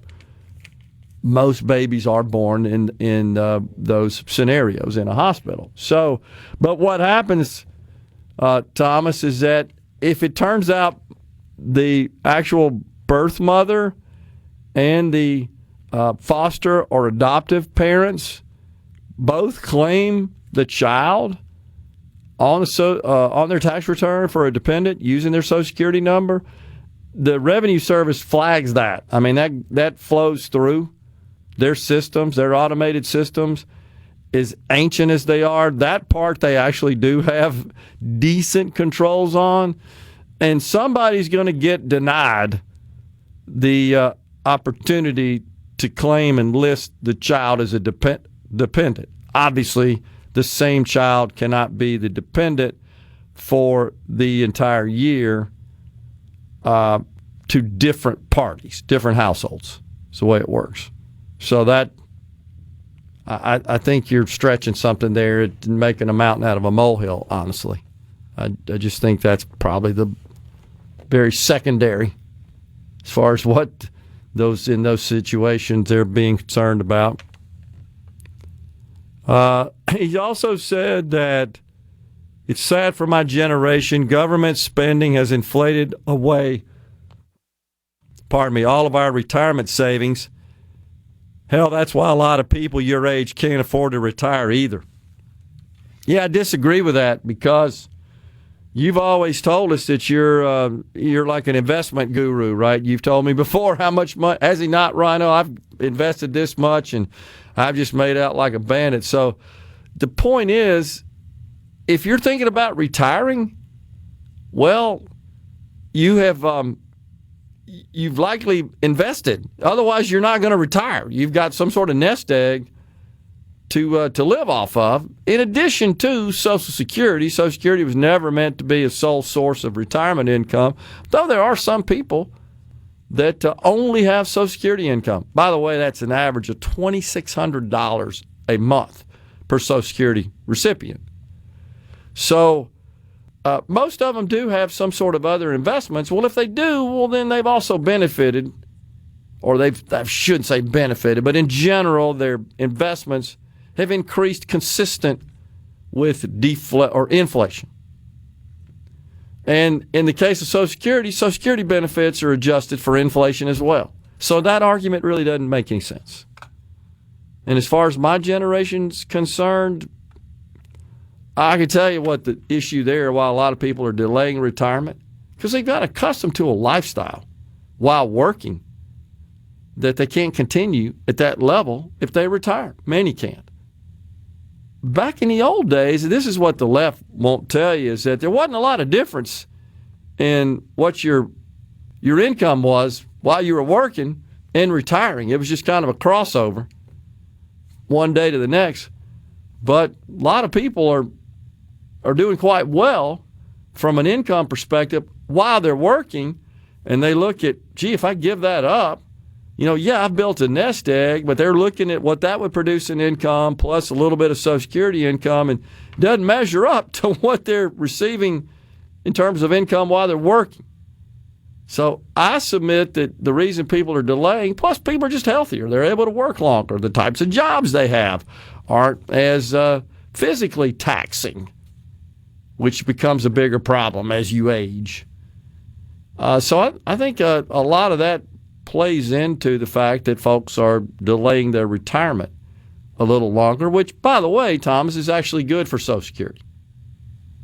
So it just depends on because you got to at least wait till you get to that point which a lot of people are, and then they draw less out typically.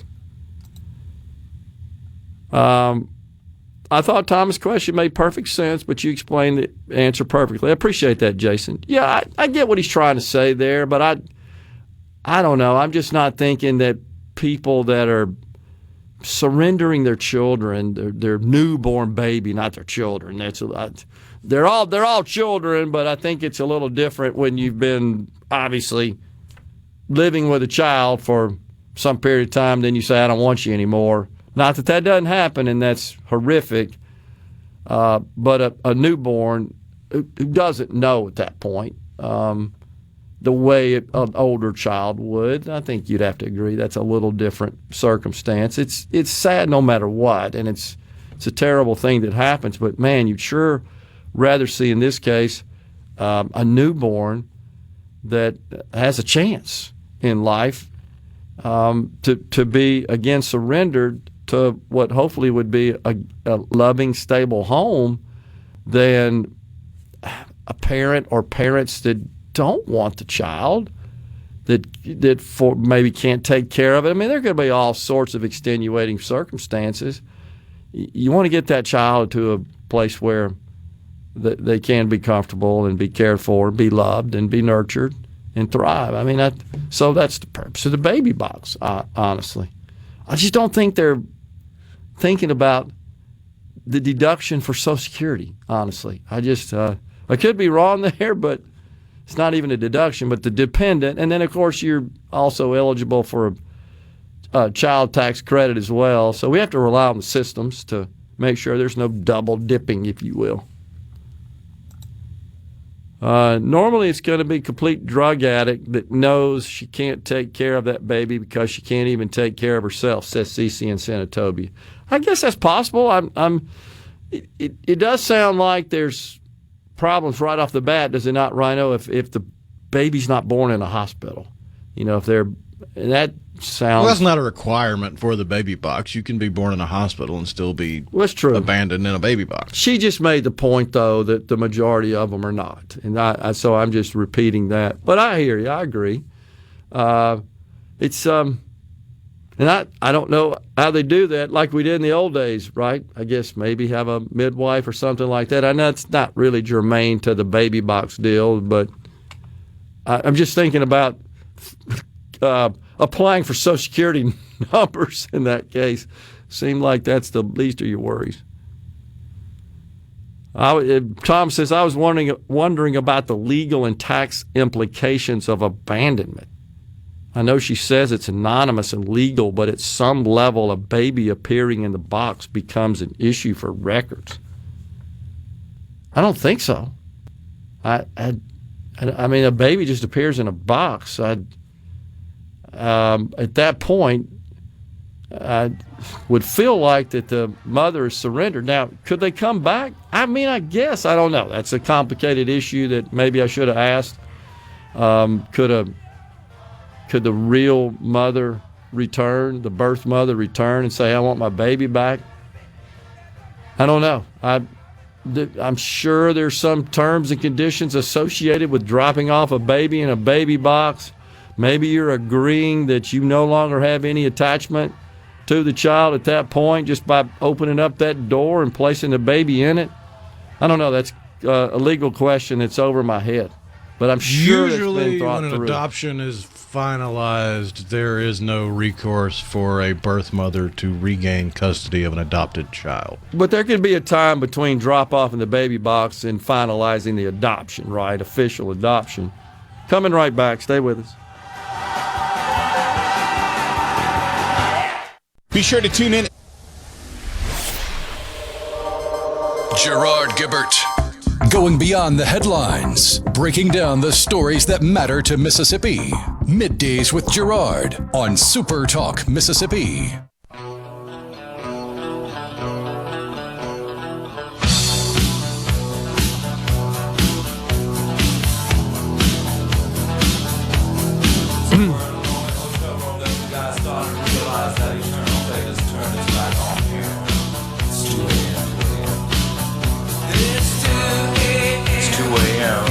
So just to kind of wrap this topic up, Speaker of the House Jason White tuned in, was kind enough to send me an overview of Mississippi's baby drop-off law as it is styled. And it's as we thought, Rhino. The state assumes custody of the child. The parent relinquishes their rights without requiring who they are. They don't have to say who they are to relinquish their rights. And let's be honest, with respect to Thomas asking about all this stuff, smart people have thought through all this before they set this up.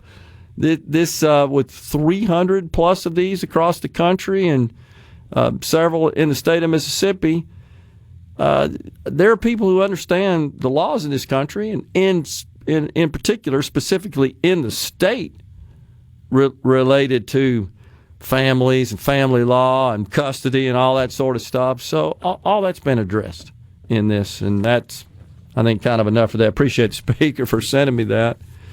A couple of things I did want to pass on is the Congress is looking at short-term government funding. Appropriations bills, no surprise, have stalled. So it looks like maybe we're poised for another, unfortunately, continuing resolution to keep the government. The House is out for August recess. Senators are trying to get the regular Order 12 annual appropriations bills through to fund government for the fiscal year 2026. Remember, the fiscal year for the federal government ends September 30th. So regular order would have the two houses debate 12 separate appropriations bills, each dealing with different parts of the discretionarily funded components of government. That's really one big bucket is defense, and the other big bucket is everything else except defense that's not mandatory. Social Security, Medicare, Medicaid, SNAP, veterans programs, some other income security programs, like the tax provisions, child tax credit, child care. Those are all considered income security programs. Those are all mandatory, don't require appropriations. Defense and all the government agencies, soup to nuts of government agencies, those do require annual appropriations. Regular order parses that funding across 12 separate measures. Unfortunately, we've been unable to do that, and we run out of time, and both parties fear shutting down the government. They say, okay, quick, continuing resolution, which just says keep everything going exactly like it is until we run out of money again. There's a pot that's appropriated in that continuing resolution, which is what we did last time. And here we are. We're approaching the end of the road with the funding done in the last CR, and it looks like we're poised to do another one unless they get back together. They got till September 30th to push these 12 bills through both chambers, or we're back to looking at a shutdown. So we'll see what happens. The president has succeeded in reshaping global trade. There's no doubt about that. I think just some focus on it has done so. He has shocked a lot of his detractors, including Bill Maher, who now infamously said that this would tip us into a major recession, if not depression. That was never going to happen. That was hyperbole. On the other hand, I'll also say that the jury's still a little bit out as to the overall positive impacts of this. Right now, on the surface, it looks good, and there's a lot of boasting about revenues into the Treasury. Record was set last month. A new record just set this month, 28, talking about for the month of June, just got the final numbers in. May was $27 billion, June $28 billion. So we're on a $300 billion annual run rate of tariff revenue. That's about double. Just so folks will know, that's not new revenue. It was $150 billion under Biden. So it's nothing new. But it is a significant increase, and right now it does look like, for the most part, exporters are absorbing those costs.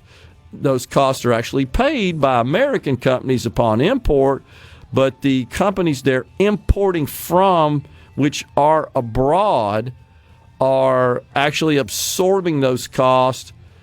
In other words, they're reducing their price of goods to the American importers to offset the tariffs American importers pay. There is a policy that's being talked about that I'm not a big fan of. I'll just let you know, and it's what are called tariff relief checks. The president's actually discussed that. I don't think this is a good idea. It would be $600. Yeah, Hawley already dropped the bill. Senator Hawley's very disappointing to me as a senator. Don't agree with hardly anything he supports anymore. I think this is a bad idea when you got $37 trillion of debt and a $2 trillion deficit. Out of here today, Neshoba tomorrow. Stay safe and God bless. A SuperTalk Mississippi media production.